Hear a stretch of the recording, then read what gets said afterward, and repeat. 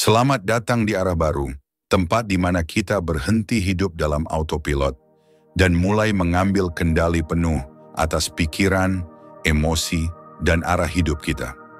Di dunia yang serba cepat ini, kecerdasan sering disalahartikan hanya sebagai kemampuan berpikir logis atau menghafal banyak informasi. Padahal kecerdasan sejati berakar dari ketenangan, kejernihan batin, dan kemampuan kita untuk merespons hidup dengan bijaksana.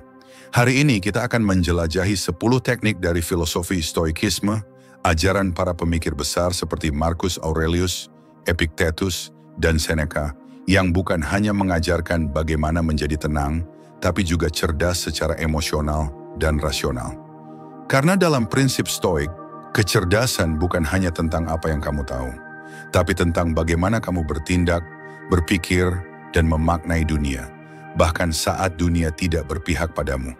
Arah baru dimulai di sini, di dalam dirimu. Dalam hidup ini, manusia seringkali kehabisan energi bukan karena kekurangan kemampuan berpikir, tapi karena pikirannya terlalu terpencar. Terlalu banyak hal yang ingin dikendalikan. Terlalu sering melibatkan diri dalam sesuatu yang berada di luar jangkauannya. Akibatnya, fokus mental menjadi tumpul, perhatian mudah teralihkan, dan energi intelektual bocor tanpa arah. Filsafat Stoik datang membawa sebuah prinsip yang sangat sederhana, namun radikal dalam dampaknya, dichotomy of control. Dalam istilah paling dasarnya, prinsip ini mengajarkan bahwa dalam hidup hanya ada dua jenis hal, yang bisa kita kendalikan dan yang tidak. Segalanya pikiran, emosi, kejadian, pendapat orang lain, masa lalu, masa depan, semuanya bisa dikategorikan ke dalam dua kelompok tersebut. Dan kecerdasan seorang Stoik dimulai dari kemampuan membedakan keduanya secara tajam. Apa yang bisa kita kendalikan? Pilihan kita, sikap kita, reaksi kita terhadap suatu kejadian, cara kita berpikir, cara kita merespons, dan bagaimana kita bertindak. Apa yang tidak bisa kita kendalikan? Hampir semua yang lain, cuaca, opini orang lain, hasil dari usaha, masa lalu yang telah terjadi, dan masa depan yang belum tentu datang. Disinilah letak kekuatan latihan ini bagi kecerdasan intelektual. Ketika seseorang berhenti melibatkan pikirannya untuk hal-hal yang berada di luar kendali, maka muncullah ruang. Ruang dalam pikiran, ruang dalam kesadaran. Dan dari ruang itu muncul fokus. Fokus yang murni. Fokus yang tidak terseret oleh kekhawatiran tentang pendapat orang. Fokus yang tidak dirusak oleh kegelisahan terhadap hasil. Fokus yang hanya peduli pada apa yang bisa dilakukan sekarang dengan penuh kesadaran, dengan sepenuh perhatian. Inilah kecerdasan sejati, kemampuan menyaring informasi, memilah mana yang perlu diberi perhatian dan mana yang tidak. Tanpa dichotomy of control, kita akan menyerap segalanya. Kritik orang, berita buruk, kekhawatiran tentang masa depan, penyesalan akan masa lalu. Semua tumpang tindih di dalam pikiran membuatnya keruh. Pikiran yang keruh tidak bisa tajam. Ia tidak bisa jernih dalam menganalisis. Ia tidak bisa objektif dalam menyimpulkan. Latihan ini bukan sekadar konsep teoritis. Ini adalah kebiasaan mental yang dibangun dari pertanyaan harian. Apakah ini berada dalam kendaliku? Dan jika jawabannya tidak, maka Stoik akan menarik kembali perhatiannya. Ia tidak akan menghabiskan satu detik pun untuk memperdebatkan sesuatu yang tak bisa dia ubah. Bayangkan seorang peneliti, seorang pemikir, atau bahkan pelajar biasa yang mampu menerapkan prinsip ini setiap hari. Ketika tugas menumpuk, ketika tekanan datang, ketika hasil belum terlihat, ia tidak panik. Ia hanya bertanya, apa yang bisa kulakukan sekarang? Ia tidak sibuk menebak apakah usahanya akan berhasil. Ia fokus menata metodenya. Ia memperbaiki logikanya. Ia mengasah analisisnya. Karena hanya itu yang bisa dia kendalikan. Dan hanya itu yang layak untuk diperjuangkan. Dalam dunia yang penuh kebisingan, media sosial, berita sensasional, opini yang saling bertabrakan, fokus adalah bentuk langka dari kekayaan intelektual. Dan dichotomy of control adalah pintu menuju kekayaan itu. Latihan ini tidak menghilangkan rasa peduli. Ia justru menempatkan kepedulian pada tempat yang tepat. Ia tidak membuatmu apatis, tapi membuatmu efisien. Ia tidak mematikan rasa, tapi mengarahkan energi pada apa yang benar-benar bisa kamu bentuk. Bayangkan hidupmu jika setiap hari kamu melatih diri dengan prinsip ini. Berapa banyak gangguan yang bisa kamu lepaskan? Berapa banyak tekanan yang ternyata hanya ilusi dari pikiranmu sendiri? Dan berapa banyak potensi berpikir yang bisa kamu bangun jika kamu hanya fokus pada apa yang sepenuhnya ada dalam genggamanmu? Marcus Aurelius pernah menulis, "You have power over your mind, not outside events. Realize this, and you will find strength." Dan kekuatan itulah yang menjadi fondasi dari kecerdasan tertinggi, kecerdasan yang tahu kapan harus berpikir dan kapan harus melepaskan, kecerdasan yang tidak mudah terseret oleh dunia luar, karena ia telah menemukan pusatnya sendiri di dalam. Dalam menghadapi dunia yang penuh ketidakpastian, strategi bukan hanya soal rencana jangka panjang atau langkah-langkah teknis yang terukur. Strategi sejati dimulai dari cara kita memandang kemungkinan, termasuk kemungkinan terburuk. Disinilah ajaran Stoik memberi kita satu teknik mental yang sangat tajam, premeditatio malorum atau pra-pemikiran terhadap keburukan. Bagi para filsuf Stoik seperti Seneca dan Marcus Aurelius, berpikir tentang hal-hal buruk bukanlah bentuk pesimisme, bukan pula sikap menyerah sebelum berperang. Sebaliknya, itu adalah bentuk kesiapsiagaan intelektual. Sebuah latihan mental untuk membayangkan secara sadar segala skenario buruk yang mungkin terjadi, bukan untuk ditakuti tetapi untuk dihadapi dengan persiapan dan nalar yang matang. Seorang Stoik tidak berdoa agar badai tidak datang. Ia justru melatih diri untuk tetap tenang jika badai benar-benar terjadi. Itulah inti dari premeditatio malorum. Ketika kita membayangkan sesuatu berjalan tidak sesuai rencana, kita sebenarnya sedang memperluas daya pikir kita. Kita sedang menyusun jalan keluar sebelum masalah muncul. Kita sedang mengasah kemampuan berpikir strategis yang bukan hanya terfokus pada keberhasilan, tapi juga pada ketahanan. Dalam dunia modern, ini adalah kemampuan langka. Banyak orang terbiasa merancang rencana dengan asumsi optimistik. Semua akan berjalan lancar, semua akan sesuai ekspektasi. Tapi begitu rencana terganggu sedikit saja, mereka kehilangan arah, panik, bingung, bahkan menyerah. Mengapa? Karena otaknya tidak dilatih untuk mengantisipasi kegagalan. Tidak pernah dibiasakan membayangkan bahwa ada bagian dari hidup yang memang akan sulit.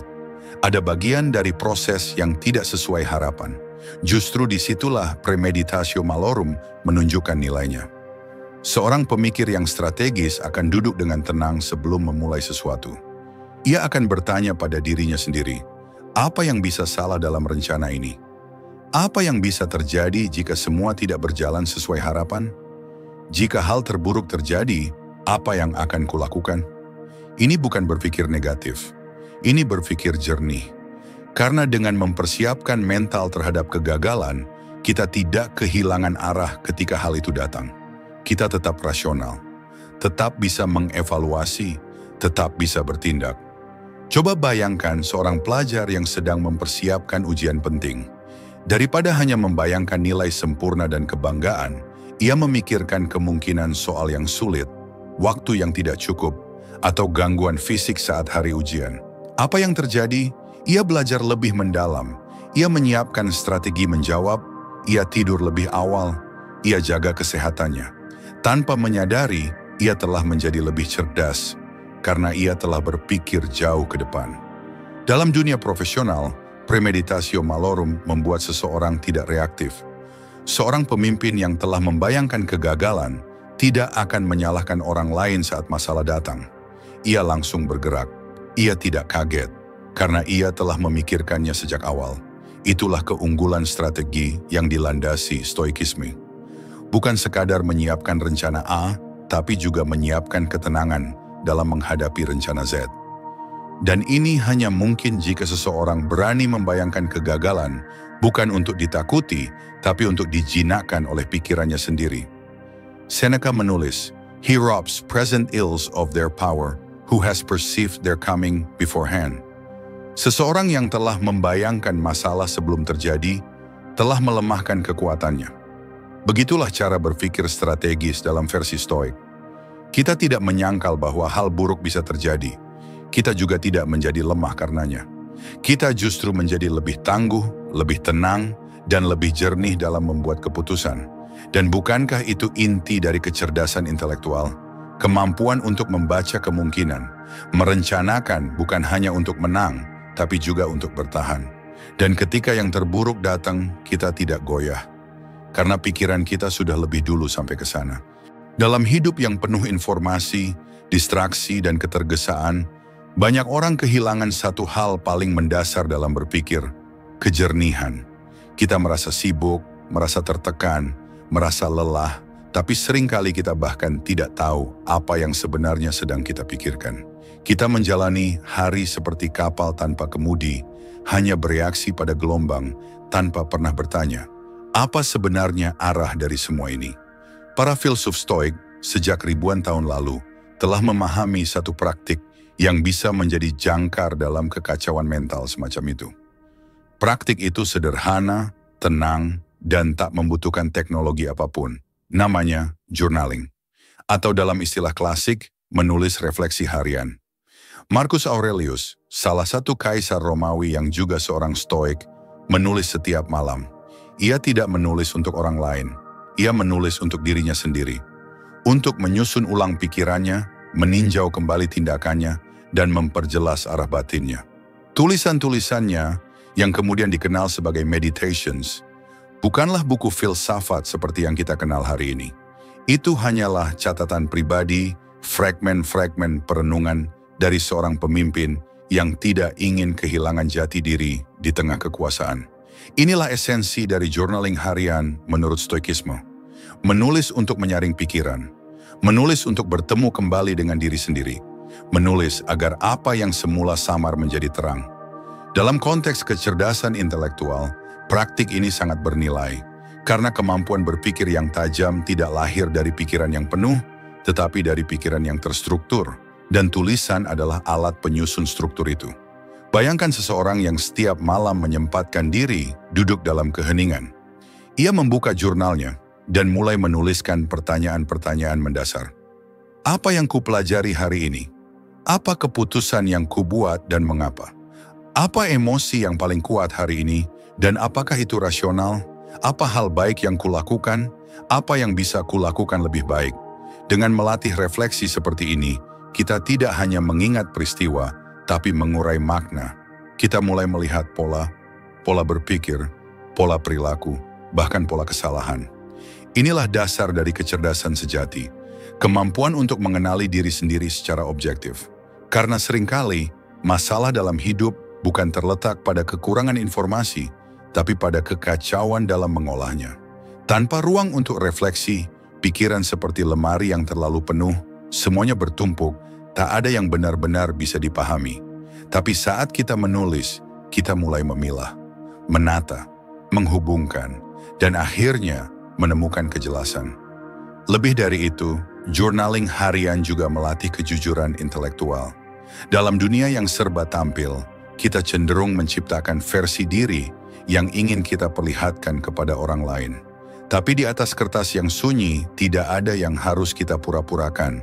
Kita bisa menjadi jujur. Dan dari kejujuran itulah tumbuh pemahaman yang tulus dan dalam. Ingatlah, berpikir jernih bukan berarti berpikir cepat. Justru ia sering muncul dari proses yang pelan, dari keberanian untuk berhenti sejenak, merenung, dan menulis. Dan semakin sering kita melatihnya, semakin tajam kemampuan berpikir kita, semakin kritis, semakin teratur, semakin berakar.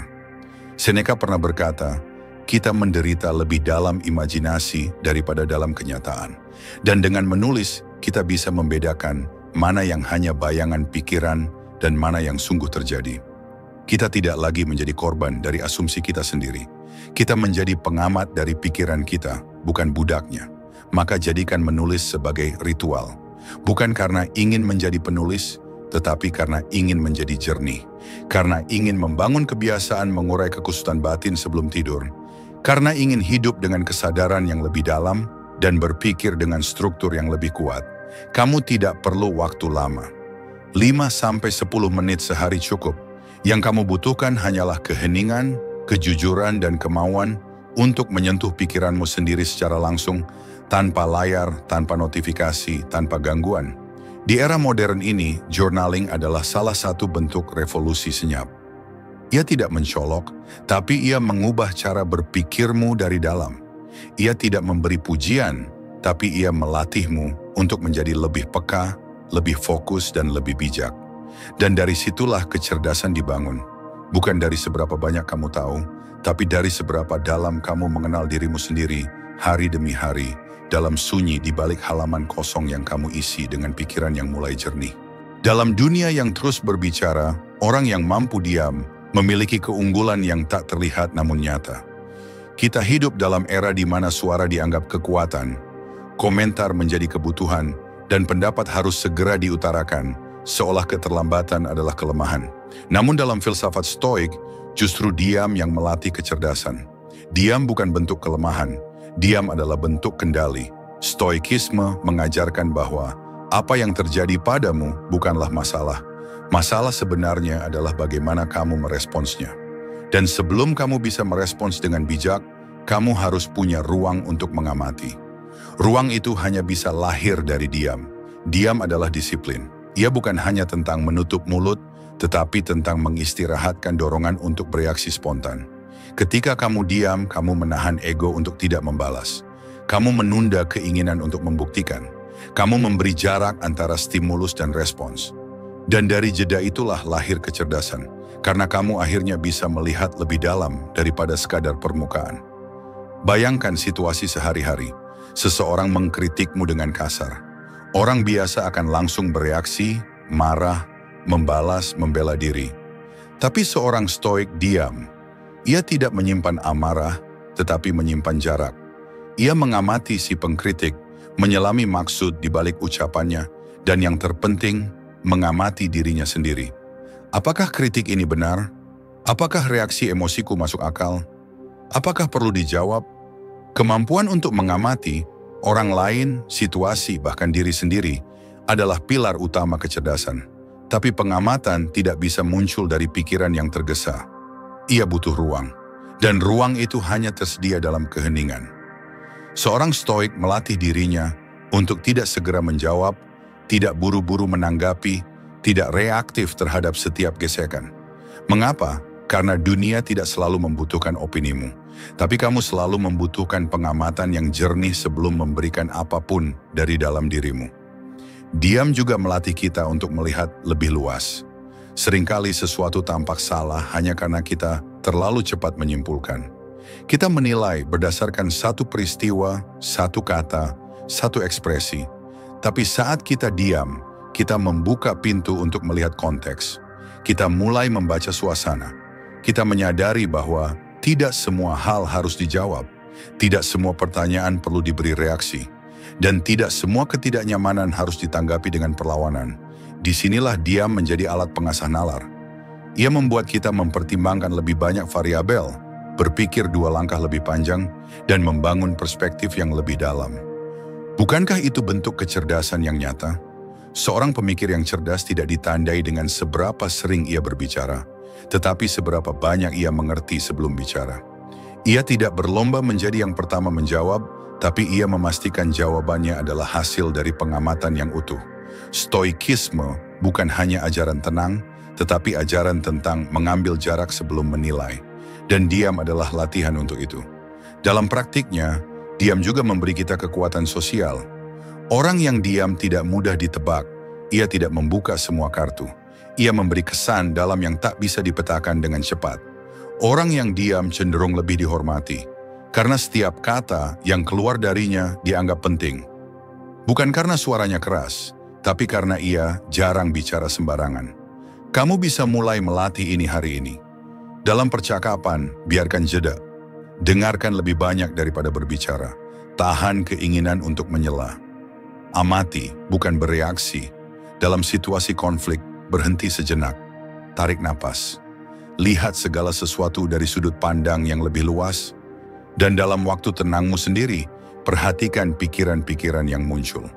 Apa yang sering kamu pikirkan saat tidak berkata-kata? Apakah pikiranmu jernih atau justru gaduh? Seneca pernah berkata, "It is a great thing to know the season for speech and the season for silence. Adalah sebuah kebijaksanaan besar untuk tahu kapan harus bicara dan kapan harus diam. Diam adalah jalan menuju penguasaan diri, dan penguasaan diri adalah fondasi kecerdasan. Karena hanya orang yang bisa mengendalikan reaksi pribadinya yang mampu membaca dunia secara objektif. Dan pada akhirnya, bukan mereka yang paling banyak berbicara yang memiliki pandangan paling tajam, tapi mereka yang cukup diam untuk melihat sebelum memutuskan. Kita sering berpikir bahwa logika dibentuk dari pelajaran formal, dari buku-buku filsafat, ilmu matematika, atau teori debat. Tapi dalam praktik kehidupan sehari-hari, logika sejati tidak hanya hidup di ruang akademik. Ia hidup dalam percakapan paling sunyi, percakapan yang tidak terdengar siapapun selain dirimu sendiri. Inilah yang disebut stoikisme sebagai dialog internal, sebuah praktik mental untuk berbicara dengan diri sendiri. Bukan dalam bentuk keluhan, bukan pula dalam bentuk penghakiman, melainkan sebagai percakapan jujur dan rasional antara pikiran dan nurani. Bagi para stoik, dialog internal adalah alat pengasah logika. Karena sebelum seseorang bisa memahami dunia luar, ia harus terlebih dahulu memahami dunia di dalam kepalanya. Sebelum ia bisa berpikir jernih dalam diskusi dengan orang lain, ia harus mampu berdialog dengan dirinya sendiri secara masuk akal. Marcus Aurelius, salah satu tokoh utama stoikisme, setiap hari mencatat perbincangannya dengan dirinya sendiri. Ia bertanya, apakah emosi ini wajar? Apakah keputusan ini masuk akal? Apakah persepsi saya terhadap orang lain adil? Apakah saya sedang dikendalikan oleh rasa takut atau oleh penilaian rasional? Pertanyaan-pertanyaan semacam inilah yang membentuk kerangka berpikir yang logis. Karena berpikir logis bukan berarti dingin. Ia berarti jernih. Ia berarti tidak dikaburkan oleh prasangka, emosi sesaat, atau penilaian yang belum diuji. Dialog internal membantu seseorang menyaring pikirannya sendiri. Saat kamu marah, kamu bertanya, apakah kemarahan ini pantas? Apa sumbernya? Apa buktinya? Dan apa yang akan terjadi jika aku mengikuti dorongan ini? Ini bukan proses yang instan, tapi setiap pertanyaan semacam itu adalah sebuah latihan logika. Sebuah upaya untuk memastikan bahwa tindakanmu tidak semata-mata lahir dari impuls, tetapi dari penilaian yang masuk akal. Seorang stoik tidak menunggu sampai dunia memintanya menjelaskan sesuatu. Ia melatih kemampuannya menjelaskan kepada dirinya sendiri lebih dulu. Ia mempertimbangkan argumen sebelum menyampaikan pendapat. Ia mengkritisi asumsinya sendiri sebelum mengkritik orang lain. Dan dari kebiasaan itulah lahir kejernihan berpikir yang kuat dan mandiri. Dialog internal juga melatih seseorang untuk tidak mudah tertipu oleh pikiran pertamanya. Karena pikiran pertama seringkali emosional, tidak lengkap, bahkan salah. Tapi ketika kita mulai berdialog, ketika kita mempertanyakan pikiran itu, kita membuka pintu bagi perspektif lain. Kita tidak langsung mempercayai isi kepala kita sendiri, kita mengujinya terlebih dahulu. Dalam konteks kecerdasan intelektual, ini adalah proses penting. Banyak orang tampak cerdas karena fasih berbicara, tapi ketika ditelusuri, pendapatnya rapuh karena tidak dibangun di atas logika yang kokoh.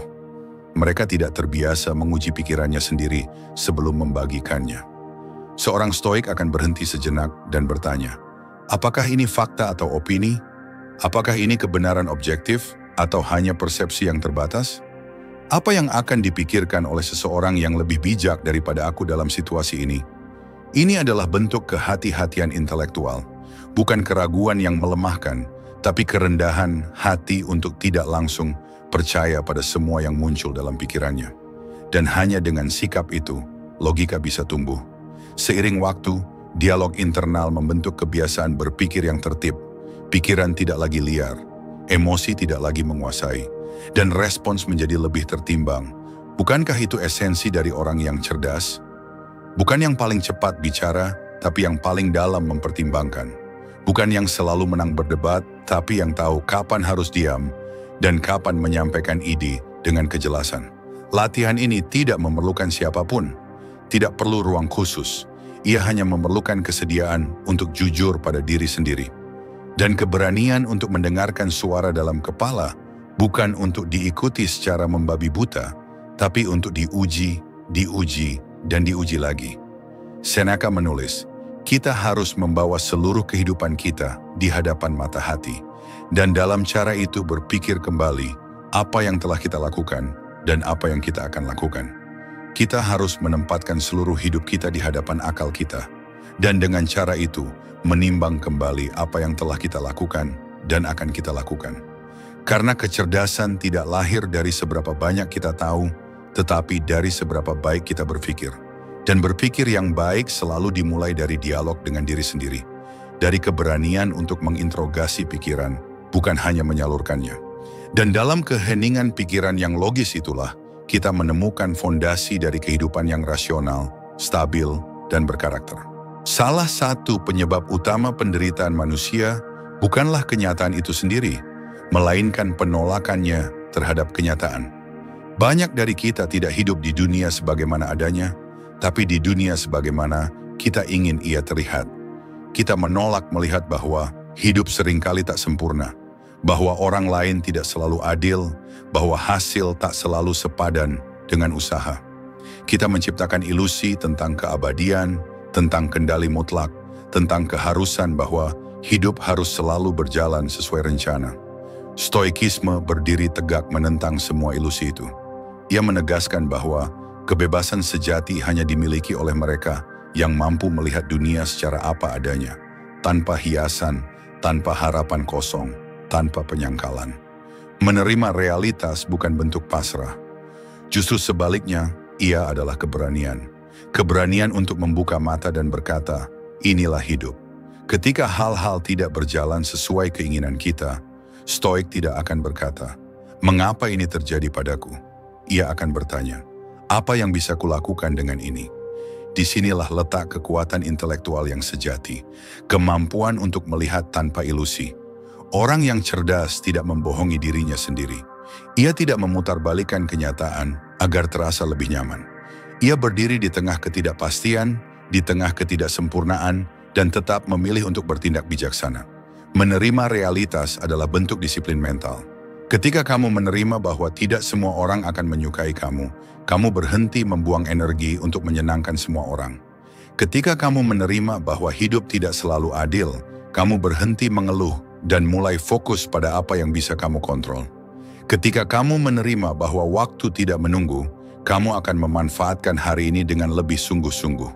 Dalam stoikisme, realitas adalah titik awal. Ia bukan musuh tapi peta. Dan siapapun yang menolak peta akan tersesat. Kita tidak bisa menavigasi hidup dengan pikiran yang dipenuhi ilusi. Karena ilusi memperlemah keputusan. Ia membuat kita membangun harapan pada tanah yang rapuh. Dan ketika realitas menghantam, yang tersisa hanyalah kekecewaan. Sebaliknya, mereka yang hidup dalam kenyataan akan siap. Bahkan ketika hal buruk terjadi, mereka tidak terkejut. Karena sejak awal mereka tidak menuntut bahwa hidup harus selalu baik. Mereka telah menyiapkan mentalitasnya.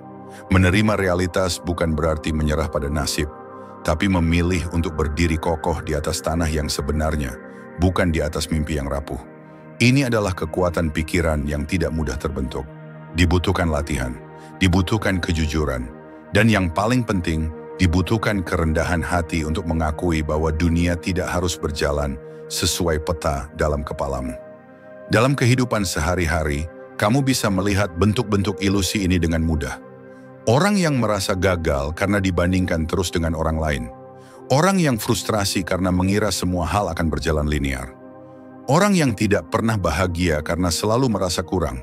Semua itu bukan karena realitas menyakitkan, tapi karena harapan tidak selaras dengan kenyataan.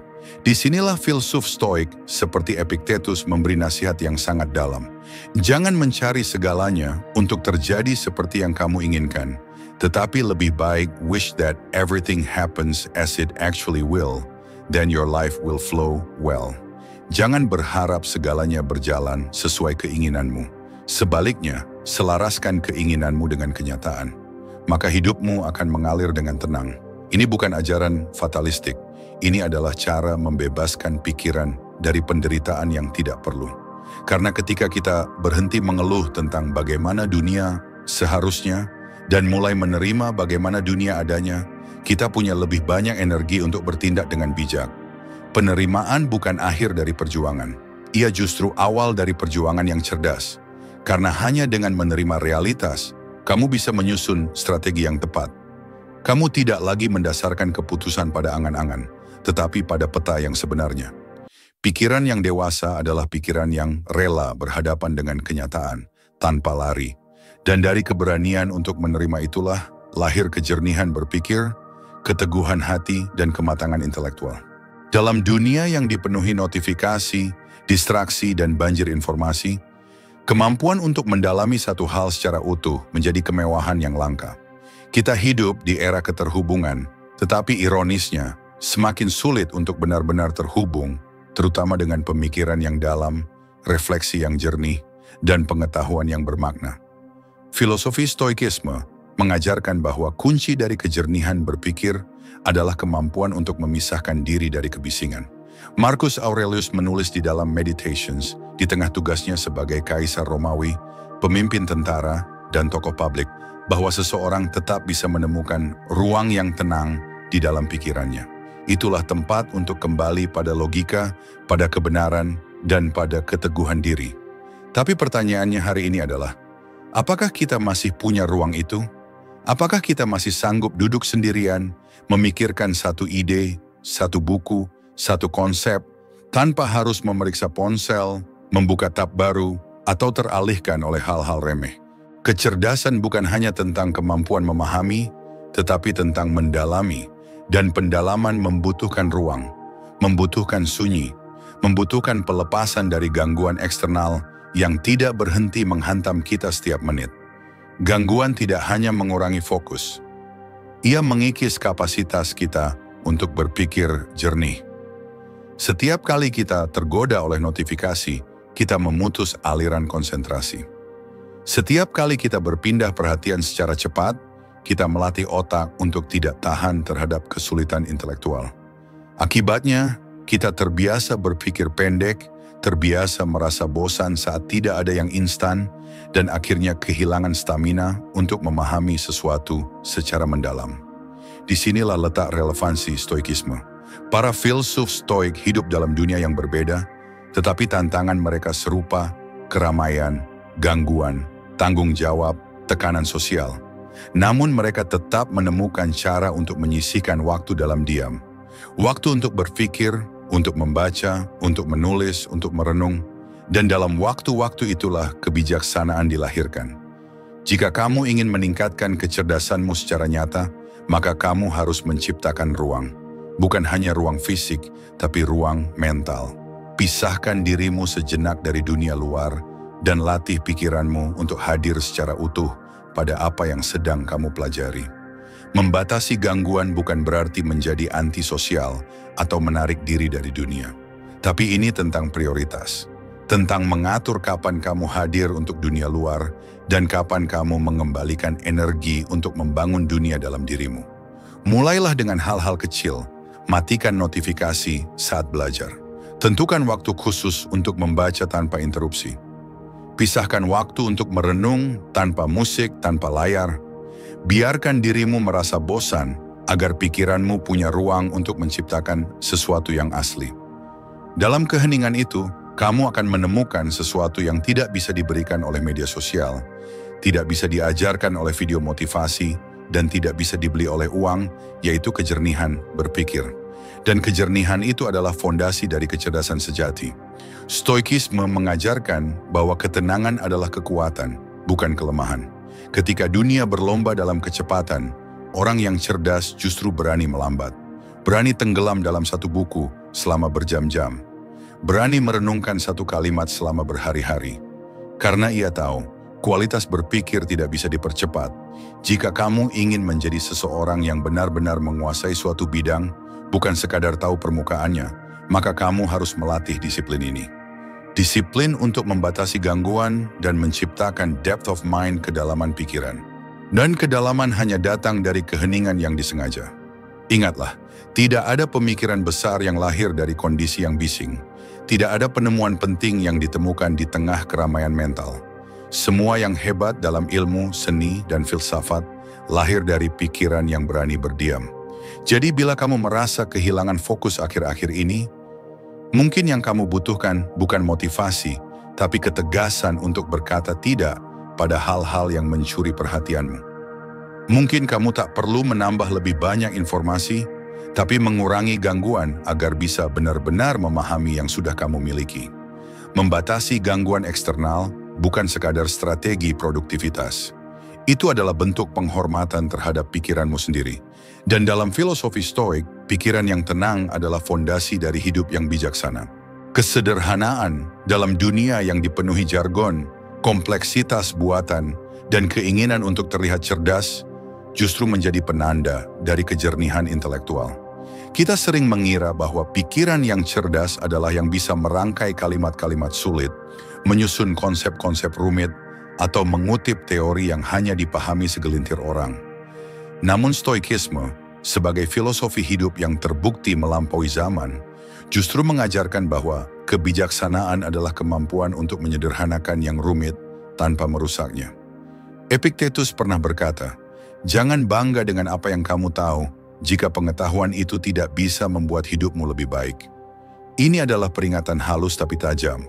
Pengetahuan bukan kompetisi gaya bicara, bukan untuk menciptakan hierarki intelektual, tapi untuk memahami hidup, menghadapi kenyataan, dan bertindak dengan bijaksana. Kesederhanaan bukan berarti dangkal. Justru sebaliknya, untuk bisa menyampaikan sesuatu secara sederhana, kita harus memahami esensinya dengan sangat dalam. Orang yang dangkal berbicara dengan berputar-putar. Orang yang dalam berbicara dengan jernih. Latihan kesederhanaan dalam pola pikir adalah cara untuk melatih ketegasan intelektual. Agar kita tidak mudah terjebak dalam ilusi kedalaman, di mana sesuatu tampak kompleks hanya karena bahasanya kabur. Kesederhanaan adalah bentuk keberanian untuk tidak menyembunyikan ketidaktahuan di balik istilah teknis atau kutipan panjang. Lalu bagaimana kita melatih kesederhanaan ini? Pertama, dengan membiasakan diri bertanya, apa inti dari hal ini? Setiap kali membaca buku, mendengarkan ide, atau bahkan berbicara, cobalah untuk merangkum intinya dalam satu kalimat. Bila tidak bisa, mungkin kita belum benar-benar memahaminya. Kedua, berhenti mengukur kecerdasan dari seberapa banyak hal yang kita tahu, dan mulai mengukurnya dari seberapa dalam kita mengerti. Orang cerdas bukan yang membaca 50 buku setahun, tapi yang mampu mengambil satu pelajaran dari satu buku dan menerapkannya dalam hidup. Ketiga, bersahabat dengan ketidaktahuan. Kesederhanaan dalam berpikir muncul saat kita tak lagi sibuk membuktikan bahwa kita tahu banyak. Kita tidak takut untuk berkata, "Saya belum tahu." Karena hanya dengan menerima bahwa kita belum tahu, kita membuka ruang untuk belajar secara otentik. Dalam dunia akademik maupun praktis, kita bisa lihat bahwa kemajuan besar justru datang dari mereka yang berani menyederhanakan. Seorang ilmuwan besar tidak membuat rumus menjadi lebih panjang, tapi justru memadatkan kebenaran dalam bentuk yang ringkas. Seorang guru hebat bukan yang membuat murid bingung, tapi yang membuat ide sulit menjadi bisa dipahami anak usia 10 tahun. Stoikisme sendiri adalah contoh filosofi yang luar biasa dalam kesederhanaannya. Tidak bertele-tele, tidak butuh ritual, tidak ada dogma, hanya pertanyaan sederhana. Apa yang bisa kamu kendalikan? Bagaimana seharusnya kamu bersikap? Dan dalam latihan intelektual pun, prinsip ini berlaku. Kita tidak perlu membaca segalanya. Kita hanya perlu membaca yang penting dan memahaminya dengan utuh. Kita tidak perlu tahu semua hal. Kita hanya perlu tahu apa yang paling relevan untuk hidup yang lebih baik. Kesederhanaan adalah fondasi dari kejelasan. Neresis Sebuan adalah fondasi dari kebijaksanaan. Jika pikiran kita penuh dengan keinginan untuk terlihat pintar, maka kita akan terjebak dalam kecemasan intelektual. Takut terlihat tidak tahu, takut salah bicara, takut kalah pintar. Namun jika kita melatih kesederhanaan, maka kita mulai belajar bahwa tujuan utama berpikir adalah memahami, bukan mengesankan. Mari kita ambil satu contoh sederhana. Daripada menghafal 100 teori filsafat, lebih bermanfaat jika kita merenungkan satu ajaran sederhana seperti hiduplah sesuai dengan kebajikan dan mengaplikasikannya dalam kehidupan sehari-hari. Karena pada akhirnya pengetahuan sejati tidak diukur dari seberapa sering kita berbicara, tapi dari seberapa besar ia membentuk cara kita hidup. Dan hidup yang bijaksana seringkali dibangun dari pikiran-pikiran yang sederhana namun dijalankan dengan konsisten. Kesederhanaan adalah bentuk tertinggi dari kecerdasan. Dan seperti kata Seneca, bukan karena hal itu sulit, maka kita tidak mencoba. Tapi karena kita tidak mencoba, hal itu menjadi sulit. Menyederhanakan adalah sebuah latihan mental yang harus dilatih setiap hari, membatasi ego, menahan godaan untuk terlihat superior, dan fokus pada pemahaman yang jernih, bukan pada penampilan intelektual. Di tengah dunia yang terus mendorong kita untuk menjadi rumit, menjadi sederhana adalah bentuk perlawanan. Dan dalam stoikisme, perlawanan seperti itulah yang menumbuhkan ketangguhan berpikir dan kecerdasan yang murni. Kematian bagi sebagian orang adalah kata yang ingin dihindari.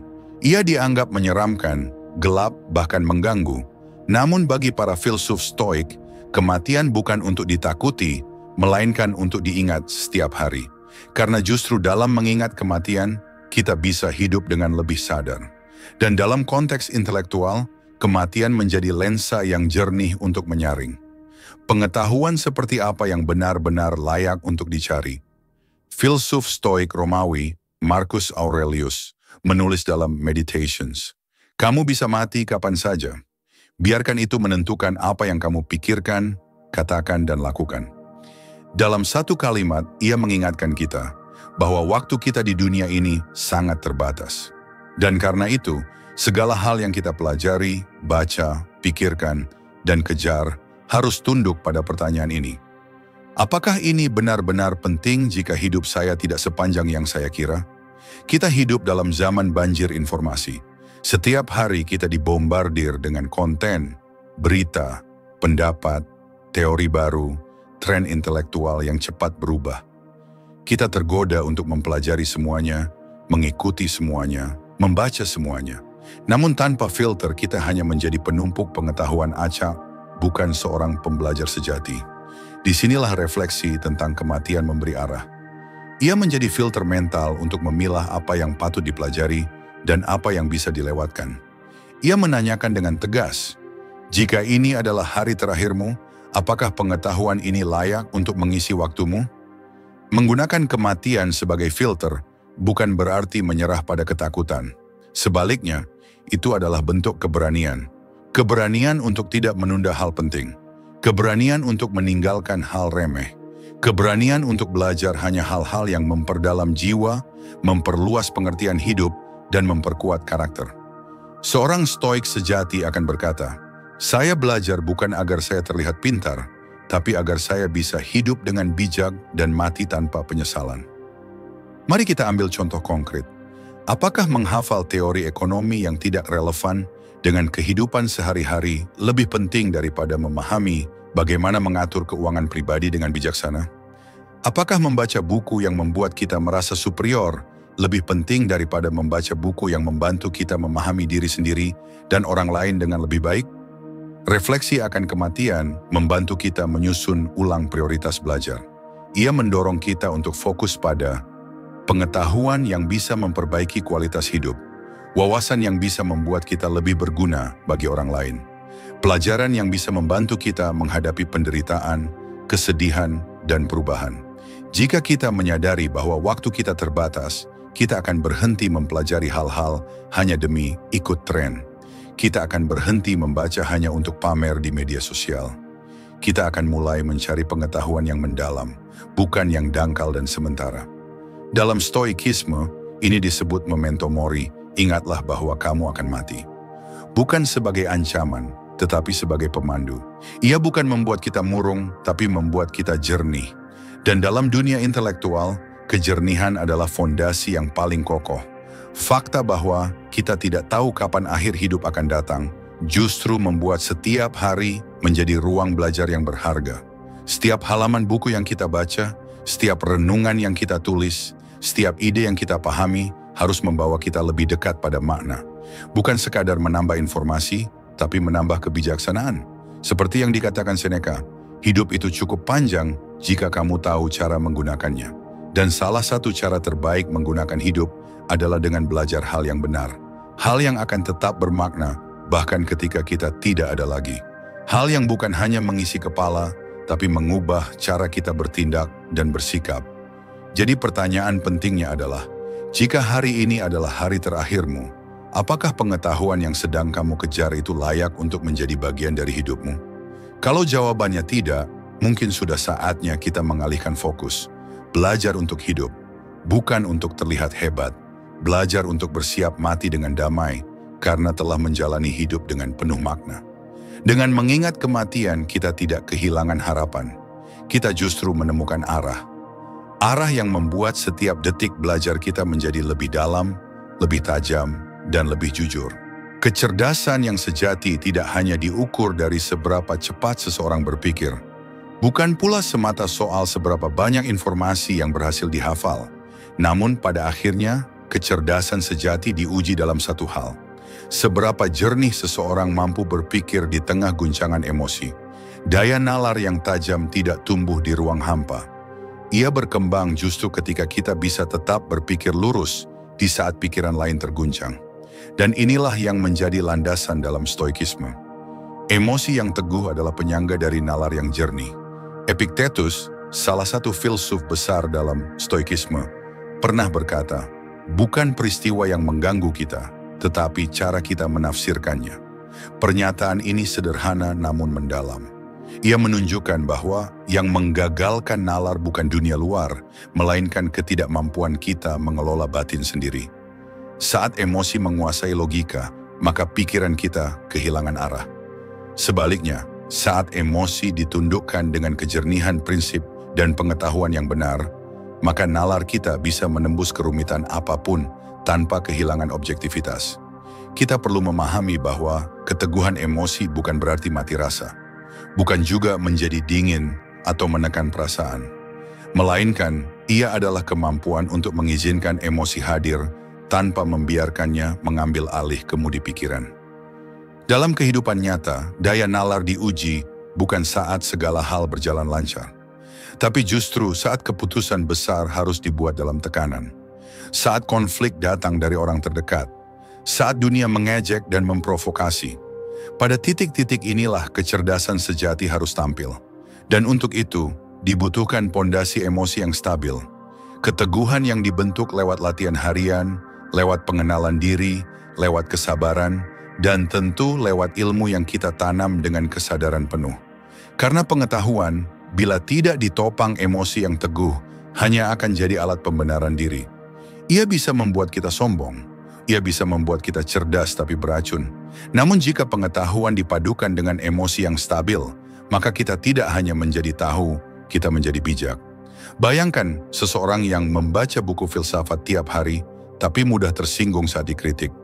Atau seseorang yang tahu semua teori kepemimpinan, tapi gagal mengatur egonya di tengah konflik. Pengetahuan tanpa keteguhan emosional hanya akan menjadikan kita rapuh. Cerdas di permukaan, tapi goyah dalam pengambilan keputusan. Dalam stoikisme, ini menjadi titik fokus latihan hidup, menghubungkan nalar dengan kendali emosi. Mengasah pikiran melalui disiplin batin, bukan hanya mengoleksi kutipan bijak, tapi menghayatinya dan membuktikannya di saat genting. Lantas, bagaimana kita bisa melatih keteguhan emosi agar daya nalar menjadi lebih tajam? Pertama, latih jeda sebelum bereaksi.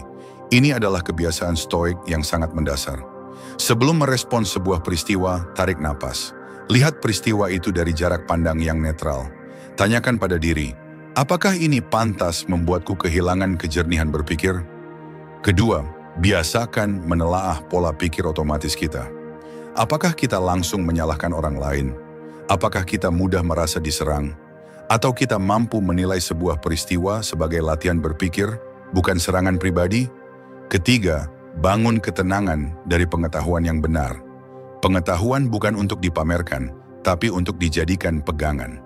Seorang stoik sejati menjadikan filsafat, ilmu, dan prinsip hidup sebagai jangkar dalam badai emosi.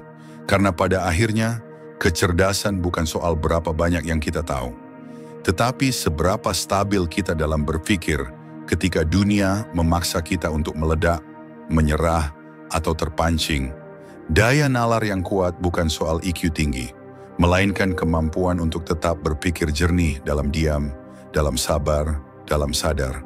Dan justru disitulah kebijaksanaan sejati tumbuh, ketika pikiran dan perasaan tidak saling melukai, melainkan saling menguatkan. Inilah puncak dari latihan stoik dalam konteks kecerdasan intelektual, menjadi manusia yang berpikir tajam tanpa kehilangan kendali batin. Menjadi manusia yang tahu kapan harus berbicara, kapan harus diam, dan kapan harus bertindak dengan akal yang bersih dari dendam.